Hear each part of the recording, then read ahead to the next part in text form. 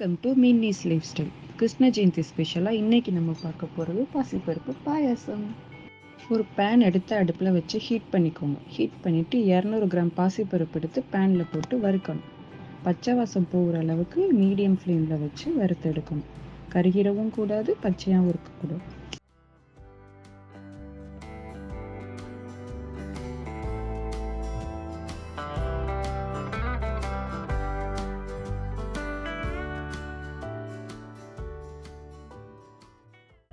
Medium ஃப்ளேமில் வச்சு பாசிப்பருப்பை லைட்டாக கிளறி விட்டுக்கிட்டே இருங்க.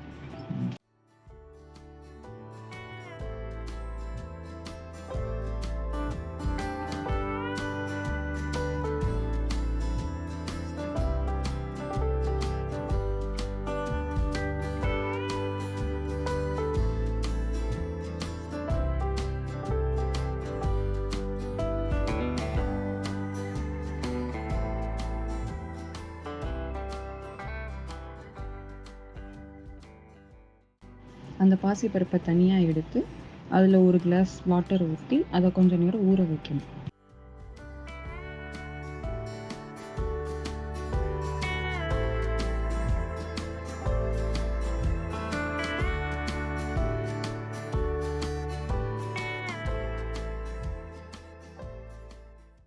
இப்போ குக்கர் எடுத்துக்கோங்க. குக்கர் எடுத்துட்டு ஊற வச்ச பாசிப்பருப்பு போட்டு அதில் ஒரு 3 கிளாஸ் தண்ணி ஊற்றி குக்கரை மூடி வச்சிருவோம்.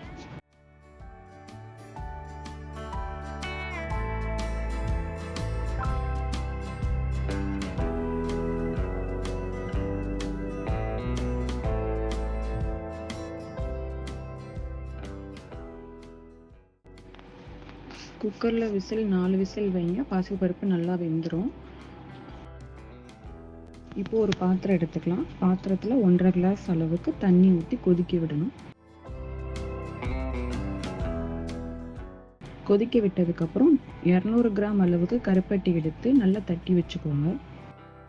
கொதிக்க வச்ச தண்ணியில் நம்ம தட்டி வச்ச கருப்பட்டி எடுத்து போட்டு கொதிக்க விடணும்.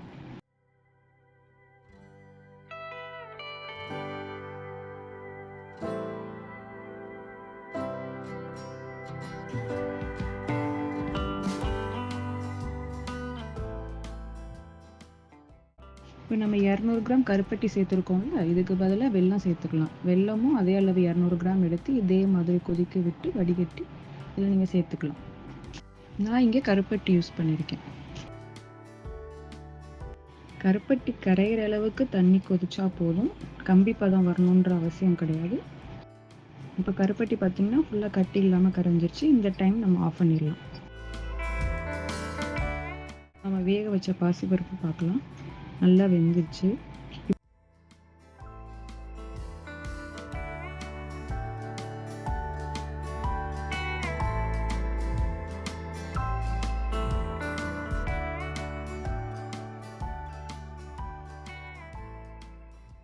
இப்போ நம்ம கருப்பட்டி பாகு எடுத்து வச்சிருக்கோம்ல, அதை எடுத்து வடிகட்டணும். ஏன்னா கல் மண்ணெல்லாம் இருக்கும் கருப்பட்டியில், ஸோ அதை வடிகட்டணும்.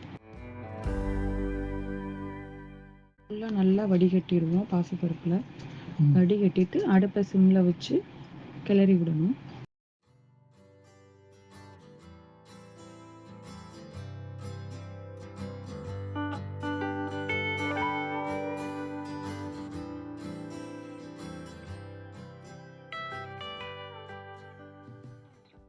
இப்போ 1 கப் அளவுக்கு பச்சரிசி மாவு எடுத்து போட்டுக்கோங்க.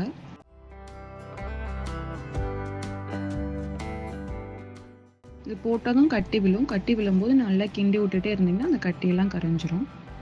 இல்லை கட்டி விழாமல் பண்ணணும்னா நீங்கள் 1 கிளாஸ் அளவில் தண்ணி எடுத்து அதில் பச்சரிசி மாவு போட்டு கரைச்சிட்டு அதுக்கப்புறம் இதில் ஊற்றலாம். ஊற்றி இது ஒரு 5 மினிட்ஸ் அளவுக்கு கொதிக்க விடுங்க.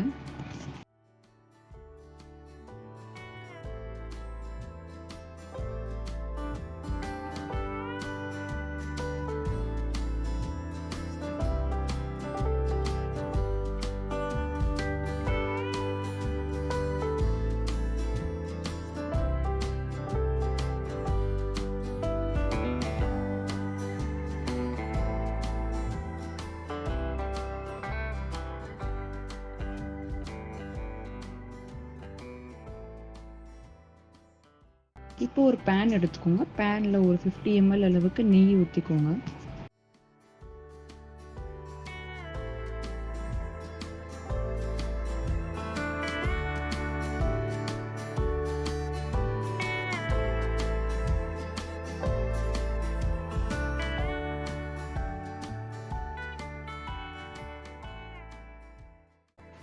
நெய் காஞ்சதும் அதில் முந்திரி பருப்பு, கிஸ்மிஸ் பழம், அப்புறம் தேங்காய்.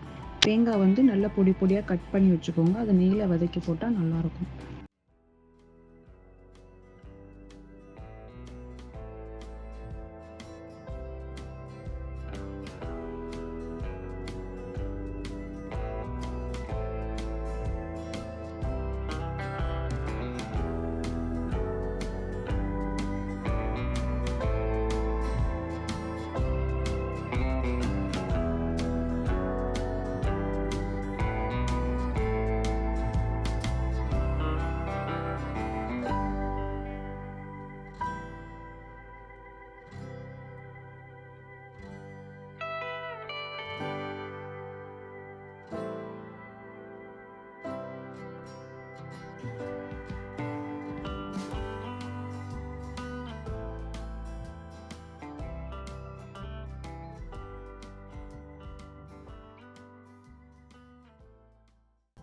இது எல்லாமே லைட்டாக முருகலாக வர அளவுக்கு பண்ணிங்கன்னா கொஞ்சம் டேஸ்ட் நல்லாயிருக்கும்.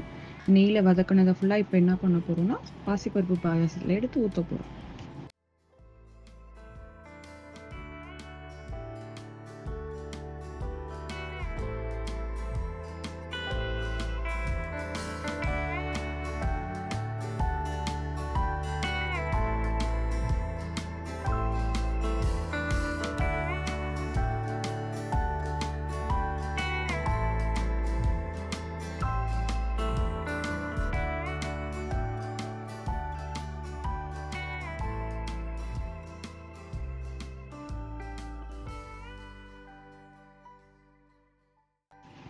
இப்போ நம்ம சேர்த்ததுக்கப்புறம் ஒரு 2 நிமிஷம் கொதிக்க விடலாம்.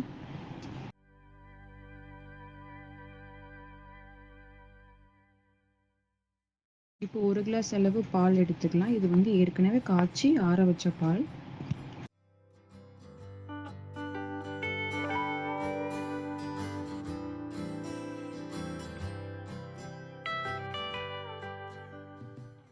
பால் ஊற்றுனதுக்கப்புறம் 2 நிமிஷம் கொதிக்க விடுங்க. கடைசியாக 2 ஏலக்காவை பிச்சு அதில் போட்டிங்கன்னா ஸ்மெல் நல்லாயிருக்கும். ஏலக்காய் போட்டு 1 நிமிஷத்தில் ஆஃப் பண்ணிடலாம் ஸ்டவ்வை.